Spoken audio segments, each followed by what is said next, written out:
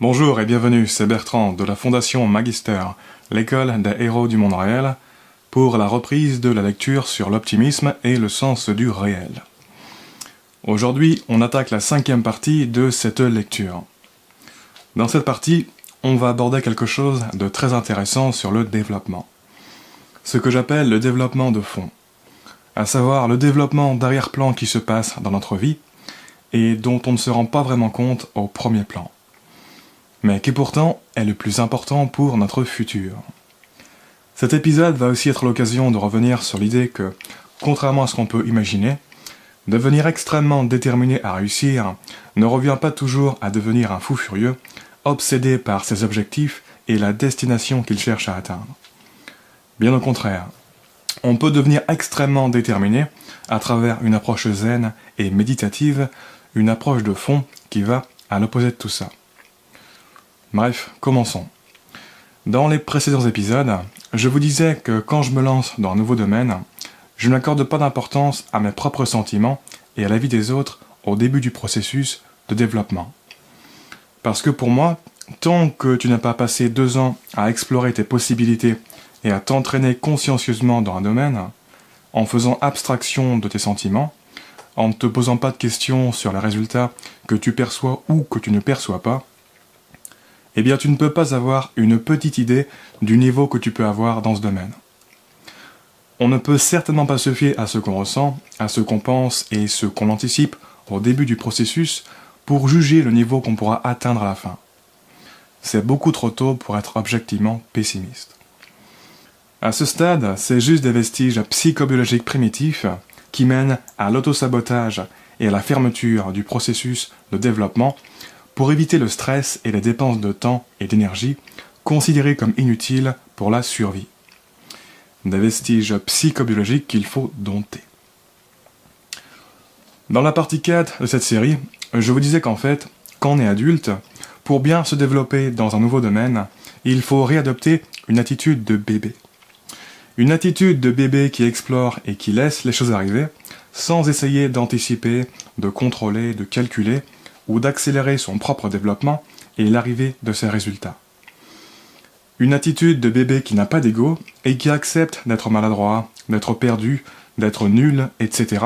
avant de devenir capable et performant. Une attitude de bébé qui reste complètement ouvert à l'expérimentation et à la progression, malgré toutes ses incapacités et ses difficultés actuelles, sans jamais douter de quoi que ce soit. Et en ayant cette attitude de bébé pendant 2 ans, on permet à certaines choses inattendues de se développer et de se manifester en nous. Et ces choses inattendues vont assez radicalement changer nos possibilités dans ce domaine. Cela étant dit, en ce qui me concerne, avant de bien comprendre à quel point la capacité d'anticipation de notre cerveau humain est limitée et limitante, je finissais quand même par me faire du souci et me mettre à douter après avoir agi et avancé sans résultat externe pendant assez longtemps. En fait, il y a des domaines où après avoir appliqué ma règle des 2 ans d'expérience en mode bébé, j'ai senti que j'avais le potentiel de réussir et donc je me suis investi bien au-delà de 2 ans. Et comme je me sentais pousser des ailes, j'ai quitté l'attitude du bébé qui ne calcule rien et laisse les choses arriver. À l'inverse, j'ai commencé à vouloir anticiper, calculer et contrôler les résultats externes que j'allais obtenir dans ce domaine. Résultats qui ne sont jamais arrivés. Et du coup, il pouvait m'arriver d'en avoir marre et de devenir pessimiste de temps en temps. De me dire que j'ai fait tout ça pour rien quand j'ai passé des milliers d'heures sur un projet qui n'a pas porté les fruits escomptés. Dans ces conditions, j'avais au minimum une forte tentation de me fermer mentalement. Aujourd'hui, jamais. Je me suis rendu compte que je ne regardais pas assez loin dans le temps et qu'en fait, il est toujours trop tôt pour devenir pessimiste. Parce qu'il y a toute une dynamique de fond et de répercussions à long terme au-delà des résultats de premier plan sur lesquels on se focalise. Je me suis rendu compte que la capacité d'anticipation de notre cerveau humain est vraiment limitée et limitante. Je me suis rendu compte qu'en fait, peu importe sa résultante au premier plan, un effort n'est jamais perdu. Tous les efforts que tu fais, ça te change toi, ça te développe, ça crée de l'inertie dans ton existence. ça pose les briques de ton futur, sans que tu ne te rendes compte. En fait, ce n'est pas que les résultats extérieurs n'arrivent jamais, c'est que ceux que tu avais anticipés et calculés n'arrivent jamais. C'est-à-dire qu'indirectement, tes efforts, ils auront des conséquences, des répercussions sur tes entreprises futures. Ils vont se transférer. Ce sont les éléments d'une solution à un problème dont tu n'as même pas encore conscience. En ce qui me concerne, pour vous donner un exemple, là, avec ce projet de Fondation Magister, j'ai déjà ébauché environ 450 scripts d'épisodes. Alors que pourtant, ça fait à peine plus d'1 an et demi que j'ai eu l'idée de créer ce projet et que j'ai d'autres activités en parallèle. Notamment que je poursuis un doctorat. Certes, dans le présent, je prends ce projet vraiment au sérieux. Je construis les textes ensemble comme une espèce d'univers interconnecté. Je donne tout ce que j'ai dès que je trouve du temps. J'ai des plans sur la comète, je veux utiliser le conditionnement et la détermination que j'ai développé jusque-là dans ma vie pour étudier des milliers et des milliers de ressources, apporter mon propre twist et développer une conception intégrée de tout ça. Et ainsi mettre en place un ensemble cohérent de ressources tel qu'il n'en existe pas encore sur Internet. Bref, je me suis ancré sur un futur très distant et ambitieux par rapport à ma situation actuelle. Je ne sais pas exactement comment je vais faire pour y arriver. Je ne sais pas exactement ce qu'il va falloir que j'apprenne sur la route. Je ne sais pas exactement combien de temps ça va me prendre. Mais ce que je sais, c'est que je vais le faire. Petit à petit, je trouverai les moyens d'y arriver. Parce que je me donnerai les moyens d'y arriver. J'ai zéro doute là-dessus. Mais cela dit, pour en revenir à mon propos, eh bien toute cette positivité, au final, ce n'est pas l'ingrédient qui compte vraiment pour réussir efficacement un projet. En effet, même avec toute la bonne volonté et l'espoir du monde, si tu pars de zéro, si tu n'as pas déjà beaucoup d'expérience et que tu as encore tout à apprendre, tu ne vas pas faire de miracle. On ne réussit pas efficacement un projet juste parce qu'on est motivé. On réussit efficacement un projet parce qu'on a réuni tous les éléments pour que ça marche et qu'on est prêt à réussir. Pour reprendre l'exemple de ce projet, je n'aurais jamais été capable d'écrire tout ce que j'ai écrit en 1 an et demi si je l'avais commencé sans aucun bagage.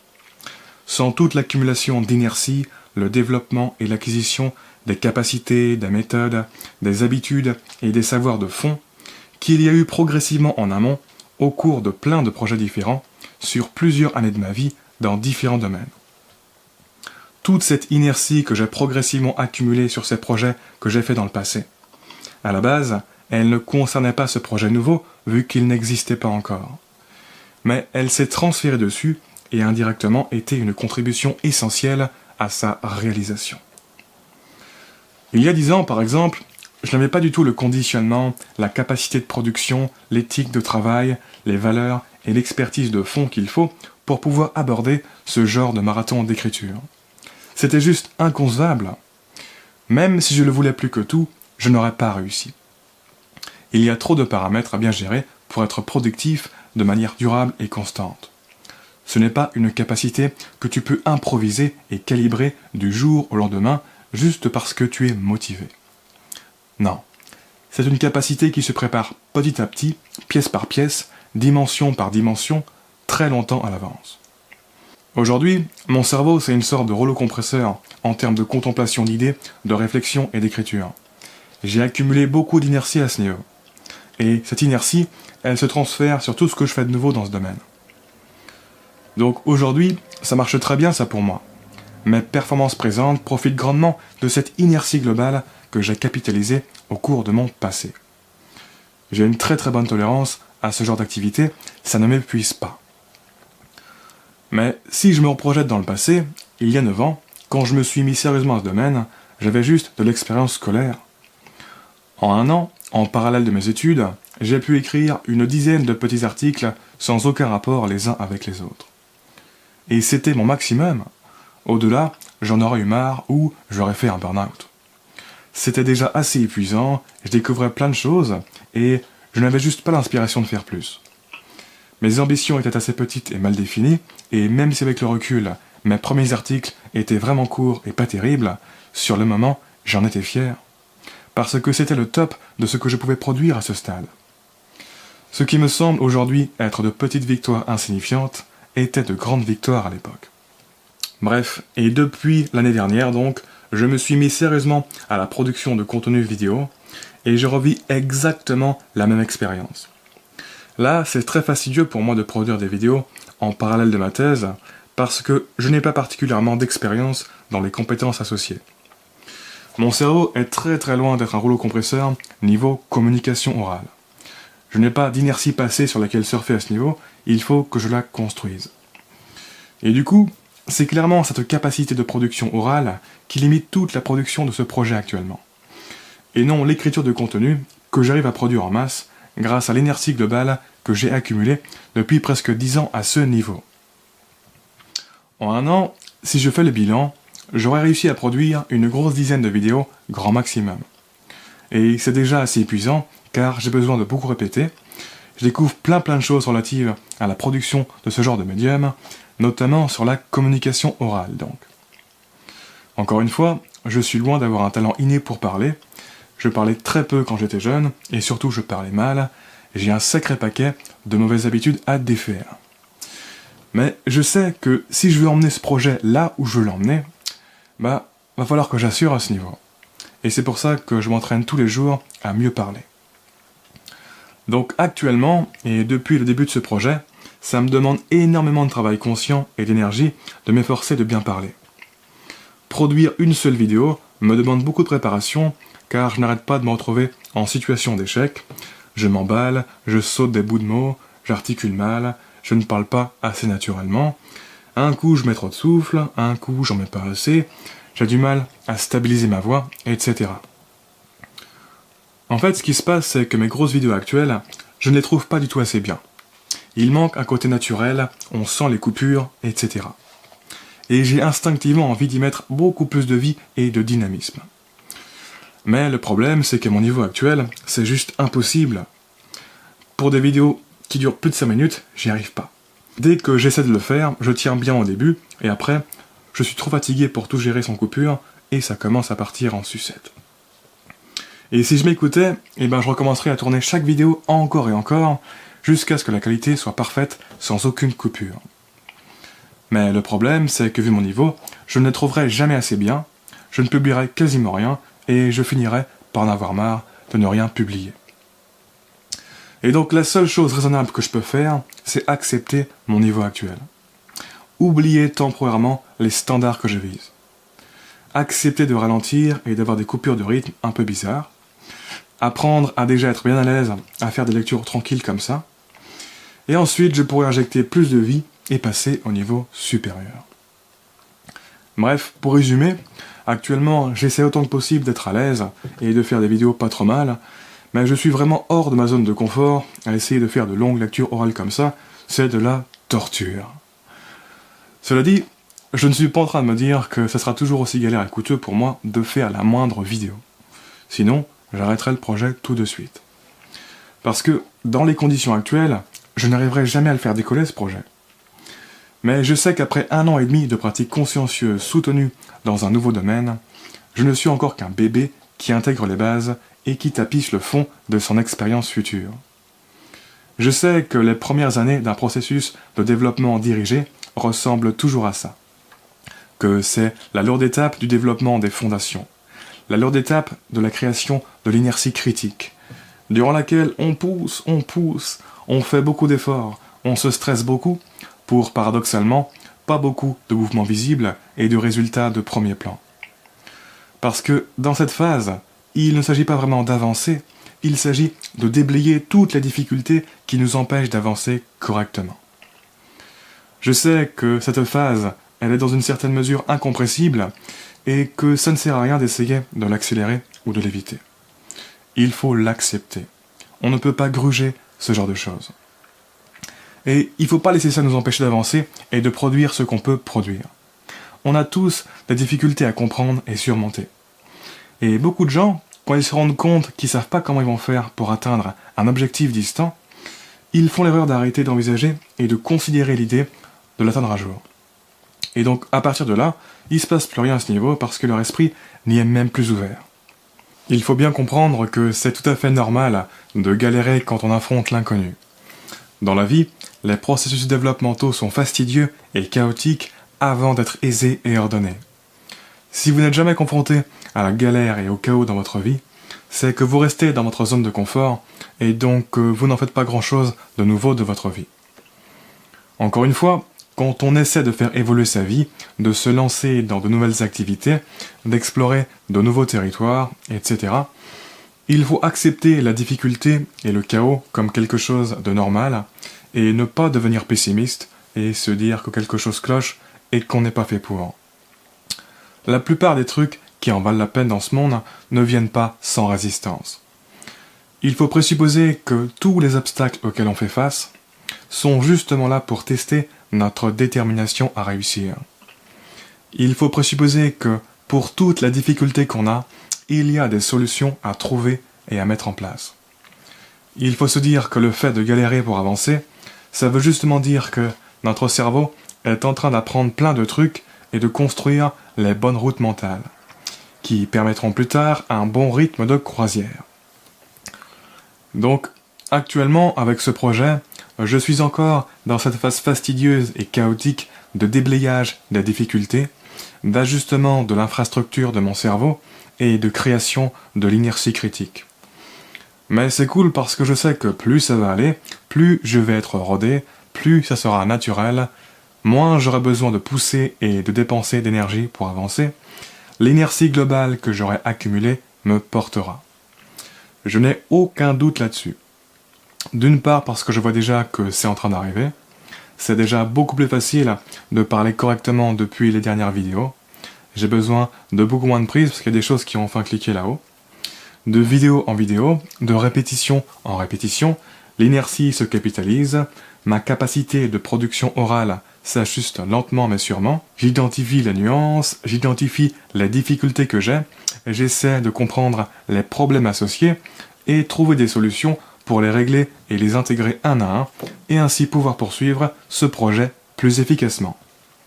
En suivant la méthode que j'ai expliquée dans l'épisode 14 et d'autres méthodes que je vous expliquerai plus tard. J'ai encore beaucoup de travail, mais à ce rythme, dans 1 an, je pourrai passer à la vitesse supérieure tout en dépensant nettement moins d'énergie. Et surtout, je n'avais aucun doute en premier lieu que ça allait arriver, parce que c'est ce qui s'est passé dans tous les domaines dans lesquels je me suis sérieusement investi jusque-là. Par exemple, pour la contemplation d'idées, la réflexion et l'écriture, entre l'époque où j'ai commencé sérieusement il y a 9 ans et aujourd'hui, j'ai contemplé, réfléchi et écrit en masse. Ça fait partie des nombreuses activités sur lesquelles je me suis démené. Et au passage, si vous ne savez pas ce qu'est la contemplation, je vous invite à aller regarder la petite vidéo que j'ai postée dernièrement à ce sujet. Sur ces 9 ans passés, je dois avoir écrit en moyenne 200 mots par jour, avec une moyenne plus petite au début et plus grande à la fin. Ce n'est pas énorme, 200 mots par jour. C'est vraiment pas une corvée. Il y a des activités pour lesquelles j'ai un rythme bien plus coûteux. Mais sur la durée, ce rythme, ça suffit à capitaliser beaucoup d'inertie. En fait, sur 9 ans, ça fait dans les 2000 pages. Ce qui commence à faire pour de la réflexion. Et donc, à mesure que j'ai écrit et que j'ai accumulé les sujets traités, j'ai gagné de l'inertie et le fond duquel je perds cette activité dans le présent a évolué. Mon esprit a progressivement développé une bonne tolérance à tout ça. Et en conséquence, mes capacités et mes ambitions d'écriture ont augmenté tout naturellement. À un moment donné, j'ai essayé d'organiser le catalogue d'idées que j'avais abordé séparément pour écrire des choses beaucoup plus construites. Et j'ai commencé à me fixer des objectifs particuliers à atteindre en termes de réception. Pratiquement personne n'a jamais lu ce que j'ai produit. Ce qui m'a découragé et désengagé au bout de quelques années. J'avais l'impression qu'en fait, ça n'aboutirait jamais à rien. Qu'il n'y avait aucun marché pour les choses auxquelles je réfléchissais. C'était déprimant et j'avais envie de tout bazarder.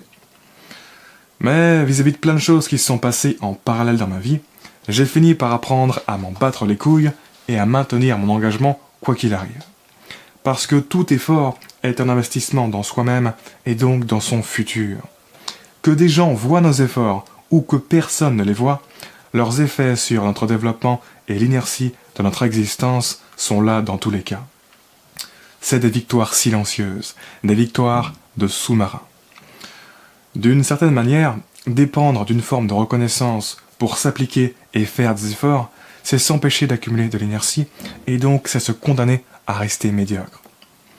Car il y a une relation assez nette entre la qualité de production que l'on peut atteindre et le volume que l'on produit. Ce qui veut dire que pour produire des choses d'une qualité supérieure, il faut typiquement produire un tas de choses d'une qualité inférieure qui n'intéresseront pas grand monde. La qualité n'étant pas quelque chose que l'on peut invoquer à partir du vide, mais qui est plutôt comme une sorte de créature mystique qui émerge d'un flot d'activité intense. Il faut donc d'abord s'atteler à créer ce flot d'activité intense avant d'espérer voir apparaître cette créature mystique qu'est la qualité. Si ce flot n'est pas déjà en place, il est illusoire d'attendre de trouver la bonne inspiration sous prétexte que l'on vise la qualité plutôt que la quantité. Il ne faut jamais directement viser la qualité. Il faut viser le contexte de la qualité. Comme disait Pablo Picasso, l'inspiration existe, mais pour se manifester, elle doit vous trouver en train de travailler. C'est à elle de vous trouver dans un contexte qui lui est propice, et non à vous de la trouver directement à partir de rien. C'est-à-dire qu'il ne faut pas être exclusif et se permettre de travailler uniquement quand on anticipe un bon résultat. Non. Les personnes qui progressent beaucoup, leur progression, elle ne leur arrive pas parce qu'elles ont mis en place une stratégie évitant tout travail qui ne mène à rien. Une stratégie sans débordement, totalement focalisée sur une progression qu'elles ont précisément calculée à l'avance. Non. Au contraire, bien souvent, leur progression, elles ne l'anticipent même pas elles-mêmes. Elle leur arrive simplement parce qu'elles font tellement de trucs que c'est inévitable que, de temps en temps, au milieu des expériences qui ne mènent à pas grand-chose, il y a des expériences qui mènent à des trésors de progression.